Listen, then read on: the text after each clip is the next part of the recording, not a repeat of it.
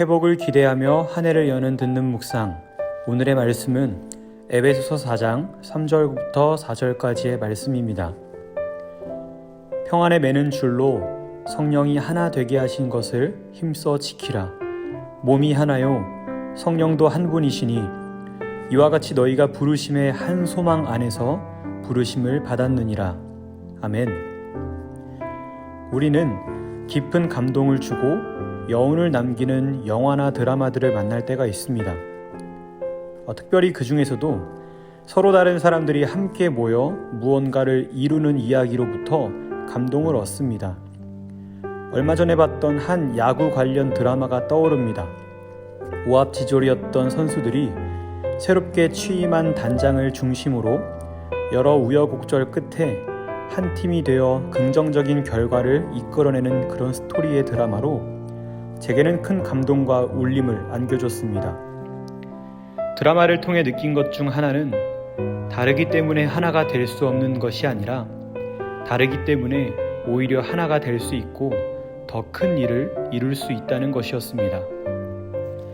오늘 본문의 배경이 되는 에베소라는 도시는 당시 매우 크고 중요한 도시였습니다. 이렇게 큰 도시에 위치한 에베소 교회는 유대 그리스도인과 이방 그리스도인이 섞여 있었는데 이 두 집단 사이에는 보이지 않는 차별로 인한 분쟁들이 있었습니다. 이런 상황을 놓고 사도 바울은 교회 공동체의 일치와 연합을 위한 권면을 하고 있는 것입니다. 오늘 말씀은 이렇게 시작합니다. 평안에 매는 줄로 성령이 하나 되게 하신 것을 힘써 지키라. 이렇게 각자 다른 사람들이 어떻게 교회라는 곳으로 모일 수 있었던 것일까요?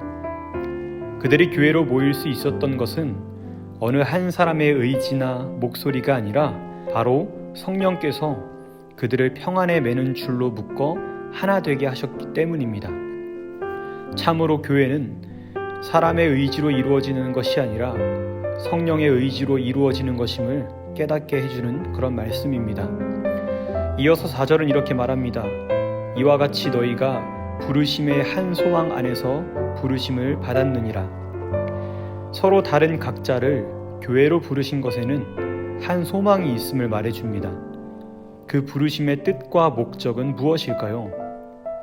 에베소서 4장 12절이 그에 대한 답을 해주고 있습니다.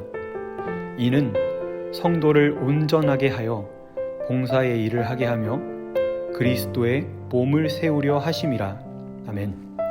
여기에서 온전하게 하다로 번역된 헬라어의 어원은 어긋난 뼈를 다시 맞춘다 라는 의미를 갖고 있습니다. 그렇게 어긋나 있던 우리를 다시 하나 되게 하시고 온전하게 하신 목적은 바로 그리스도의 몸된 교회를 세우기 위함이라는 것입니다. 교회를 세운다는 것은 단순히 사람들을 많이 끌어모은다는 의미의 성장을 말하는 것이 아닙니다. 삶의 무게에 짓눌린 사람들, 마음이 무너져버린 사람들, 회복이 필요한 사람들이 다시금 일어날 수 있도록 곁에서 서로 힘이 되어주는 것입니다. 그들을 다시금 일으켜 세워줄 수 있는 곳이 바로 교회가 되어야 합니다. 결국 주님께서는 회복을 이루시기 위해 우리를 교회로 부르신 것입니다. 이것이 바로 평안의 줄로 저와 여러분을 교회로 하나 되게 하신 성령님의 소망임을 깨닫게 됩니다. 1996년에 노벨 문학상을 받은 폴란드의 시인 비스와바 쉰보르스카의 두 번은 없다라는 시의 한 구절이 떠오릅니다. 미소 짓고 어깨 동무하며 우리 함께 일치점을 찾아보자. 비록 우리가 두 개의 투명한 물방울처럼 서로 다를지라도 우리는 여전히 각박한 세상을 살아갑니다. 이런 세상살이 가운데 곁에 서 있는 사람을 내가 밀어내야 할 사람으로 보는 것이 아니라 함께 어깨를 맞대고 함께 어둠을 헤쳐나가야 할 친구로 삼을 줄 알 때 우리의 인생은 든든해지지 않을까요? 하나님께서 우리를 교회의 지체로 불러주신 것은 바로 그러한 삶을 연습하고 그러한 삶을 세상에 퍼뜨리라고 하는 초대일 것입니다. 오늘 하루 사랑하는 신광의 성도님들의 삶이 바로 이러한 삶, 다른 이들에게 손 내밀어 주고 그들을 세워주는 아름다운 삶의 모습이 되시기를 주님의 이름으로 축복합니다. 오늘 말씀을 생각하며 잠시 각자의 기도로 주님께 나아가도록 하겠습니다.